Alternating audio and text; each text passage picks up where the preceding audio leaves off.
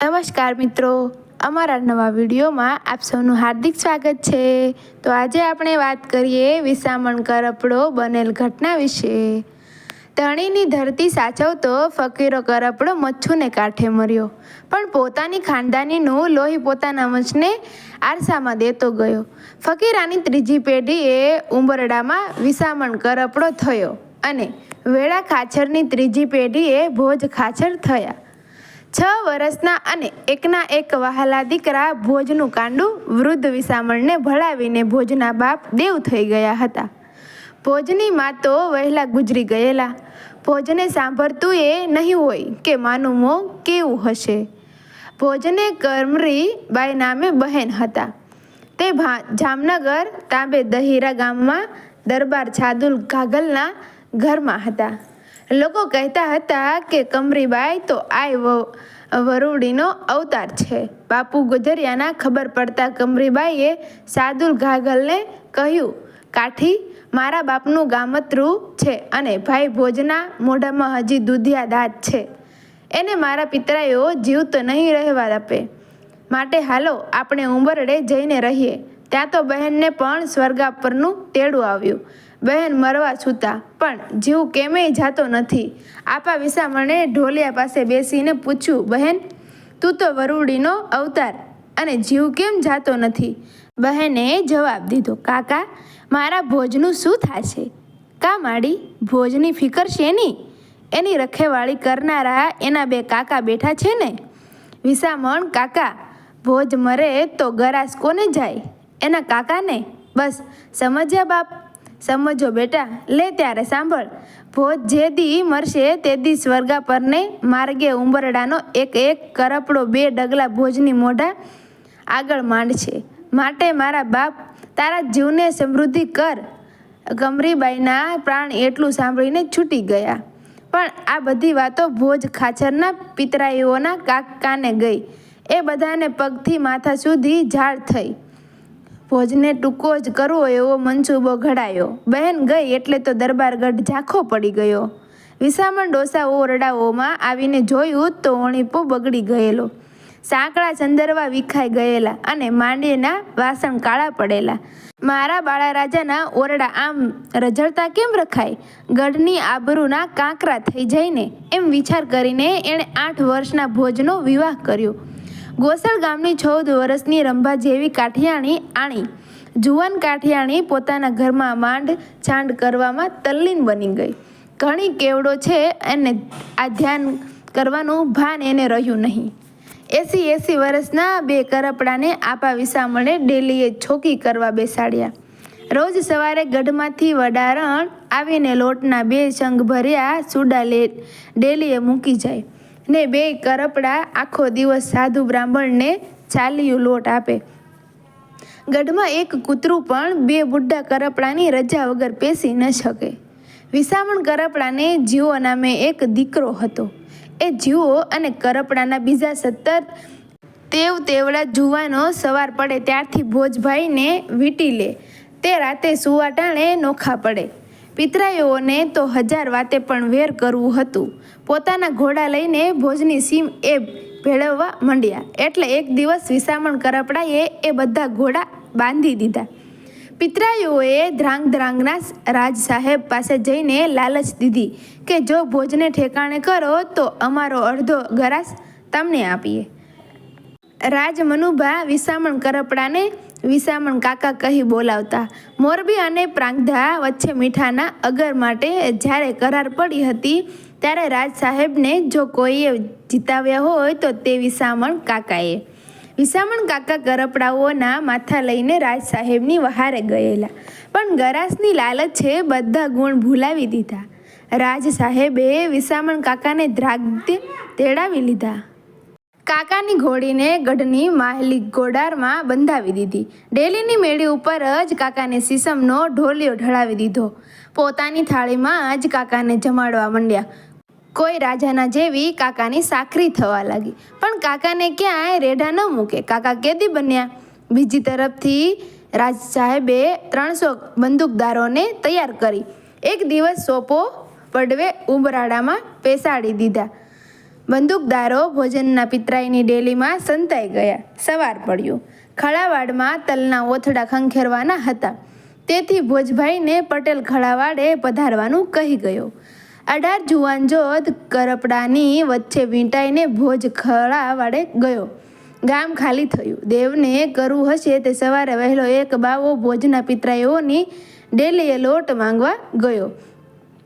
ત્યાં એણે દાઢીવાળા 300 બંદૂકદારો દેખ્યા. ખળાવાડે જઈને તેણે બાતમી દીધી. વિસામણ કાકાનો સપૂત જીવો કરપડો આખી રમત કળી ગયો. ભોજ ખાચરના માંગણિયાત ખેવડા રાસળિયાને બોલાવ્યો. 2 ઘોડા મંગાવ્યા. રાસળિયાને કહ્યું, ભોજભાઈને તાબડતોબ ગોસળ પહોંચાડી એના સસરાને સોંપી આવ. જોજે હો, તારો ધણી છે. ખોડો ભોજ બાપુને લઈ ગોસળ ચાલ્યો. ગોસાળ સાયલાનું ગામ હતું. પોતાના સતરે ભેરુબંધોને ખબરદાર કરીને જીવો પાછલી બારીએથી પોતાના ફળીએ આવ્યો. પોતાની ફળી અને ભોજ ખાચરની ફળી વચ્ચે એક બારી હતી. તેમાં થઈને ભોજભાઈની ડેલીએ આવ્યો. આવીને 80 વર્ષના 2 કરપડાના કાનમાં વાત કહી. 300 બંદકરાજ આવી પહોંચ્યા છે. ભોજભાઈને તો ગોસળ ભેગા કર્યા, પણ આઈનું શું થશે? આઈને મારે ઓરડે લઈ જઈએ ગોસાળ મોકલાવી દઉં. ભલે પછી કમજાતો આવીને ગઢના ગાભા વીખવા હોય તો વીખી જાય. 2 બુઢાઓએ ધોળા ધોળા માથા ધૂણાવ્યા. 2 જણા બોલ્યા, ના રે બાપ, બાયડી આઈએ આટલી મહેનતે ઓરડા શણગાર્યા, એ કાંઈ રેઢા મેલાય? આય બાપડી આસુડા પાડી પાડીને અધરી થઈ જાય છે ને. પણ હું છું ને, આઈને હું લઈ જાઉં છું. તરવાર ખેંચી લાલ છોડ આંખ કરી 80 વર્ષના 2 ડોસા બોલ્યા, જીવા, અમને અહીં તે નહીં બેસાડ્યા, ત્યારે બાપે બેસાડ્યા છે. એ આવશે એને કહેશે તો ઊઠશું, બાકી તો અહીં જ મરશું. ગઢમાંથી એક માટલું પણ બીજે ક્યાંય નહીં ફેરવવા દઈએ. 80 વર્ષે શું અમે દાઢીમાં ધૂળ ઘાલીશું? જીવ ચાલ્યો ગયો. હવે ધીંગાણા વિના બીજો ઉપાય ન રહ્યો. 18 જણા વરરાજા બનીને ઉગાડી તરવારે ગામોમાં ચાલ્યા. મોખરે જીવો ચાલતો હતો ત્યાં તો 17 જણામાંથી એક સાવજ જેવો જુવાન દોડીને મોઢા આગળ ગયો. જીવો કહે, કેમ ભાઈ, કેમ શું વળી? તું મોટો ને હું શું નાનો છું? પહેલી ગોળી તો હું જ ઝીલીશ. ત્યાં તો ધડીંગ ધડીંગ ધડીંગ કરતી 300 ગોળીઓ સામેથી છૂટી. પણ રામ રાખે તેને કોણ ચાખે? 18 જણામાંથી એક લાખાને પગે જખમ થયો. એક ગાય, એક પનિહારી ઘવાયા. બાકીના 17 મર્દોએ ધુમાડાના ગોટે ગોટાથી અંદર ઉપાડી તરવારે દોટ મૂકી. 300 બકરાંદોને ડેલીને દાબી દીધા. ફરીવાર બકુંદો ભરાય ત્યાં તો 18 તરવારો પાલક શેરડી જેવા વેરીઓને વાઢવા માંડી. ડેલીમાં એક સીધી ને જીવો કરપડો મંડાણા ને ડેલી બહાર લાખો એક સિપાઈને પસાડી માથે ચડી બેઠો. દુશ્મનનો છોથ વળી ગયો. બચ્ચા તો ભાગી છૂટ્યા. ઘવાયેલા વાઘ જેમ વરકી જાય તેમ લાખો પણ જનુને છડ્યો. એ દોડ્યો દુશ્મનોના ઓરડા ઉપર. ઓરડાની ઓસરીમાં દુશ્મનોના 2 છોકરા કિનખાબના પોડિયામાં સૂતા હતા. બીજા સાદા મેલા ઘોડિયામાં વડારણોના 2 છોકરા સૂતેલા. લાખાની ત્રાડ સાંભળીને કાઠિયાણીઓ તો ઓરડામાં ભરાઈ ગઈ. પણ રંગ છે દાસીઓને. એમણે તરત જ પોતાના છોકરાઓને કિનખાબના પોડિયામાં સુવાડી દીધા અને દરબારના કુંવરોને પોતાના છોકરાની જગ્યાએ સુવાડ્યા. કાળ ભૈરવ જેવો લાખો ત્યાં પહોંચ્યો. જઈને કિનખાબના ઘોડિયામાં પોઢેલા બાળકોને છેદી નાખ્યા. કાઠિયાણીઓ અને દાસીઓની રડારોળ થઈ રહી. એ કાળી કિકિયારી સાંભળીને જીવો કરપડો દોડતો આવ્યો. છોકરાને હણાયેલા જોઈને જીવાએ કહ્યું, ધીક લાખા, લોહીનો આટલો બધો તરસ્યો? આ આપણી માયું નથી? એના છોકરા આપણા ભાંડું નહીં? આ તે કોને મારી નાખ્યા? ભાંગી જુ પાપિયા. લાખાને બહાર કાઢ્યો ત્યાં સુધી દાસીઓએ આંસુ રોકી રાખ્યા હતા, પણ પછી ન રહેવાયું. પોતાના 2 ગંભૂડાને મરેલા ભાળીને એણે છાનું રોઈ લીધું. જીવો કહે, રંગ છે તમને, તમે જ સાચી ક્ષત્રિયની જનેતા. બહેનો, હવે ફડકો રાખશોમાં, હું ઊભો છું. એ જ વખતે વેલડા જોડાવીને જીવાએ બધી બાઈઓને બગડ મોકલી દીધી. ત્યાર પછી આ વંશ બગડમાં જ ચાલ્યો છે, પાછા ઉબડે આવ્યા જ નહીં. ધ્રાંગના બરકંદાજો ભાગી નીકળ્યા. પછી કરપડાઓને બીક લાગી કે હમણાં ધ્રાંગની તોપો આવી પહોંચશે. તેથી ઉંબરડું છોડી 18 જણા ગોસાળ ચાલ્યા ગયા. હવે એ રાત્રે પ્રાંગધાના બરકંદાજો ઉબરડામાં દાખલ થયા. તે રાત્રે પ્રાંગધામાં શું બન્યું? ડેલીને માથે મેળી ઉપર મખમલના ગાદલામાં વિસામણ કરપડો છૂતેલ છે, પણ એને ઊંઘ આવતી નથી.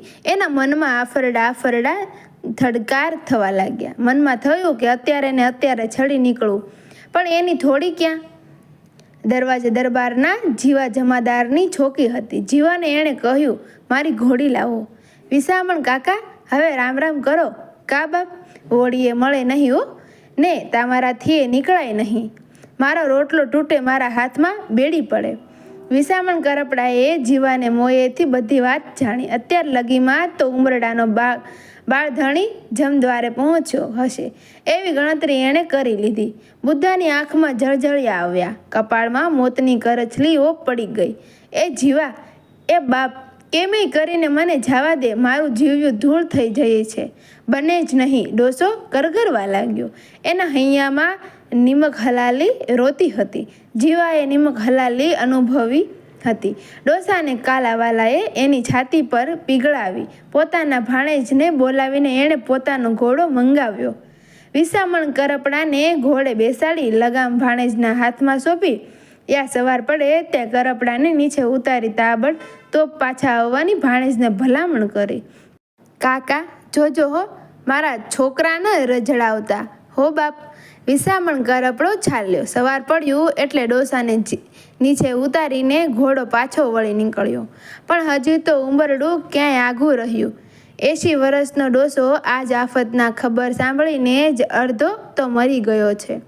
ફડકો પડવાથી એની કેળ ભાંગી ગઈ છે. વળી ઉપર ભાલું તરવાર અને અફીણના ખડિયાનો ભાર છે. હાલતો જાય છે, નિશાસો નાખતો જાય છે ને ઘડી પોરો ખાતો જાય છે. વચમાં ચુંદરી ગામ આવ્યું. ચુંદરીમાં પોતાનો ઓળખીતો એક છારણ રહેતો હતો. છારણને એણે ખૂબ ખવડાવેલું. ત્યાં એ ઘોડું માંગવા ગયો. છારણે ઘોડું તો ન દીધું, પણ ઉલટો જાકારો દીધો. દુઃખી કાઠી ચાલી નીકળ્યો. રસ્તામાં એક વાણિયો એને એક ગરાસિયો મળ્યા. વાણિયાની રાગમાં ગરાસિયાની ઘોડી રમતી આવતી હતી. ગરાસીએ કહ્યું, અરે વિસામણ કાકા, આમ પગપાળા કા બાપ? થોડી મને પાડીને ભાંગી ગઈ. મને વાગ્યું છે, ચલાતું નથી. સામે ગામ પહોંચાય તો થોડું લઈ જાઉં. થોડી ગરાસિયાની હતી. ગરાસિયો કહે, શેઠ ઉતરો, કાકાને સામે ગામ પહોંચાડવા પડશે. થોડી ઉપર રાગવાળીને વિસામણે થોડીના ફેબામાં એડી મારી. ઘોડી ચાલી નીકળી. રજપૂતનું મોં ફાટવું રહ્યું. એ બોલ્યો, કાકા દગો. ચાલતી ઘોડીએ ડોસો કહેતો ગયો, ભા ફિકર કરશો માં, કાલ સવારે તમારી ઘોડી પાછી પહોંચાડીશ. આ તો દગો કહો તો દગો, એમ કહીને વિસામણ કરપડે થોડી વહેતી મૂકી. બપોરે ઉંબરડે આવ્યો. બધા સમાચાર લઈને ગોસળ ગયો. ત્યાંથી 18 જુવાનોને લઈ ગીરમાં ગયો. ત્યાંથી જેતપુર દરબાર મૂળવાળાની મદદથી પ્રાંગધા સામે બહારવટું માંડ્યું. કરપડાના બહારવટાએ પ્રાંગધાને ડોલાવી નાખ્યું. આખરે જીવા જમાદારે વિચાર કર્યો, આ પાપ મારે માથે છે. મેં એને જીવતે જવા દીધા. તારે આમ બન્યું ને, એની વાસે મારે જ મરવું જોઈએ. જુઓ જમાદાર ઘોડે ચડ્યો. રાજ સાહેબે ઘણા સમજાવ્યો, પણ જીવો માન્યો નહીં. પોતાની ફોજ સાથે એ ઉંબરડે જઈ રાત રહ્યો. સવારમાં પડાવ ઉપડ્યો ત્યારે ગાયોનું ધણ પહર છરીને ઝાપામાં દાખલ થતું હતું. ગાયોની ધકબકને લીધે ઘોડે સવારોના ઘોડા થંભી રહ્યા. ગાયો ઘોડાને શીંગડે મારવા લાગી એટલે સવારો ભાલા લઈને ગાયોને મારવા ગયા. આ નિર્દયતા જોઈ ગોવાળની આંખોમાં લોહી વરસ્યું. એ બોલ્યો, ગાયના શીંગ નથી ખમાતા તો કરપડાના ભાલા છે ખમાશે? આ પડ્યા તમારા કાકાઓ આ સીમાડાની તળાવડીએ. જાઓ ને મરદ હો તો ગોવાળને ખૂબ માર મારીને ફોજ તળાવડી તરફ ચાલી નીકળી. રાતે માવઠું થયેલું એટલે બહાર વટિયાના સગડ તો ચોખ્ખા હતા. તળાવડીએથી એ ટુકડી નીકળી ગઈ હતી. નીકળીને સુડામડાને પડખે ભમરના ડુંગરામાં આશરો લઈ લીધો હતો. એ ડુંગરમાં એક ઊંડું નેરું છે. ઉપવાસ થઈને એ નેરામાં દાખલ થવાય છે. બીજો રસ્તો નથી. બેટ કાંઠે ભયંકર ઊંચી ભેખડો ઊભી છે. નિરાધાર બહારવટિયાઓને આશરો લેવા માટે જ જાણે કુદરત માતાએ આ જગ્યા બનાવી હશે. 17 જણા ને નેરામાં બેસી ગયા. 18મો લાખો કરપડો નેરાને કાંઠે એક ધાર ઉપર ચાડીકો બનીને બેઠો. ત્યાં તો આગેથી પ્રાગધાની ગીસ્તની ખેપટ ઉડતી દેખાણી. લાખાને એકલા લડીને જશ લેવો હતો, તેથી એણે પોતાના સાથીઓને કહ્યું, જા નેરામાં જઈને હોકો ભરી આવ. ગીસ્ત આવી એને લાખાએ કાંઠે જ થંભાવી દીધી. જીવો જમાદાર એકલો અંદર ઉતર્યો. હાથમાં ભરેલી બંદૂક હતી. જીવો કરપડો ગાડી પર ચડીને હેઠવાસ ભાંગવા ગયો અને કહેવા લાગ્યો, જીવા જમાદાર, તે તારા બાપને તે દી બચાવ્યો છે. આજ સિદ્ધને ગણ ભૂલવશ છું મોઢું લઈને હું તારા ઉપર ઘા કરું. જીવા જમાદારે પડકારા કર્યા, જીવા, જે કાળે જે ધર્મ હવે ભાંગમાં. હમણાં તારી ઘોડીનો ગાભ નીકળી પડશે. તારી પાસે ભરી બંદૂક છે એટલે ડરાવતો હોઈશ કાં? આ લે બંદૂક, કહીને જીવા જમાદારે બંદૂક ફેંકી દીધી. બે જીવા બરછીને આવ્યા. કરપડાનો ઘા બરાબર જીવા જમાદારના પેટમાં લાગ્યો.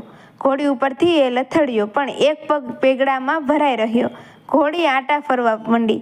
જમાદાર ઢસડાણો. કરપડે નીચે ઉતરીને જમાદારને છૂટો કર્યો. ત્યારે જમાદાર બોલ્યો, જીવા, હું સંયત છું. મારી કાયા ઢસડાણી તેમ મારું બહારવટું એ ઢસડાશે. હું તો મરું છું, પણ ભાઈ, મારો છોકરો હાલ્યો આવે છે, એને બચાવજે. તારા બાપને બદલે મારો દીકરો દેજે. જીવો જમાદાર મરી ગયો. એના દીકરાને કરપડા અડક્યા નહીં. જીવાની દફન ક્રિયા કરીને કરપડા ગીરમાં ઉતરી ગયા. આખરે જેતપુરના મૂળવાળાએ રાજસાહેબ સાથે વિષ્ટિ કરીને કરપડાઓનું બહારવટું પાર પડાવ્યું. કરપડાને 100 સાંતીની જમીન મળી. તે ભોજ ખાચરને પણ તેનો ગરાસ પાછો સોંપાયો. અત્યારે કરપડા પોતાની જમીન ખાય છે, પણ ભોજ ખાચર બીજી પેઢીએ નિર્વસ ગયા. એટલે ધ્રાંગધાને ઉબરડાઓ ગરાસ ઉચકાવી લીધો છે. મિત્રો, વિડીયોને લાઈક કરજો, શેર કરજો અને અમારા આવા જ નવા વિડીયો જોવા માટે અમારી ચેનલને સબસ્ક્રાઈબ કરવાનું ભૂલશો નહીં. જય શ્રી કૃષ્ણ. રાધે રાધે. Thank you.